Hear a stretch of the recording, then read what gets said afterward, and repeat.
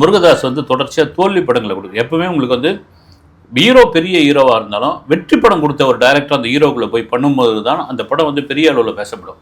இப்போ சமீபத்தில் வந்து சிக்கந்தருடைய நிலைமை என்ன ஆயிடுச்சுன்னு தெரியும். சிக்கா ஆகிப்போச்சு. அதனால் வந்து அது சிக்கா ஆனது மட்டும் இல்லாமல் அந்த தோல்விக்கு நான் மட்டும் காரணம் இல்லைன்னு வேற ஒரு கொஸ்டின் மார்க்கை போட்டு விட்டாரு முருகதாஸ். அங்கே வந்து சல்மான் கான் ரசிகர் பூரா, சல்மான் கான் கிடையாது, கான் ரசிகர்கள், கபூர் ரசிகர்கள், குமார் ரசிகர்கள், இந்த சஞ்சய் குமார், அந்த குமார், இந்த குமார், இந்த இந்த கோஷ்டியெல்லாம் வந்து மகாராஷ்டிரா எல்லையில் ரெடியாக காத்துக்கிட்டு இருக்காங்க. வந்து இவர் எப்படியாவது உள்ளே விட்டுவிடும்.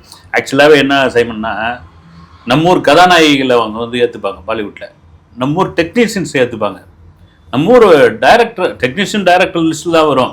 நீங்கள் டைரக்டர் உள்ளே போகும்போது கூட ஒரு பாலிடிக்ஸ் பண்ணாங்க. நடிகர்களை கண்டிப்பாக ஏற்றுக்கவே மாட்டாங்க, நடிகர்கள் உள்ளே விடவே மாட்டாங்க. அந்த டைரக்டரும் ஒரு கட்டத்துக்கு அப்புறம் வளர்ந்து ஓவராக பேசினாங்கன்னா தூக்கி வெளியே போட்டுருவாங்க. அது என்னன்னா அந்த ஸ்பீச் தான் அவருக்கு சிக்கலாக ஆகிப்போச்சு. டைரக்டர் சொல்லக்கூடாது. வந்து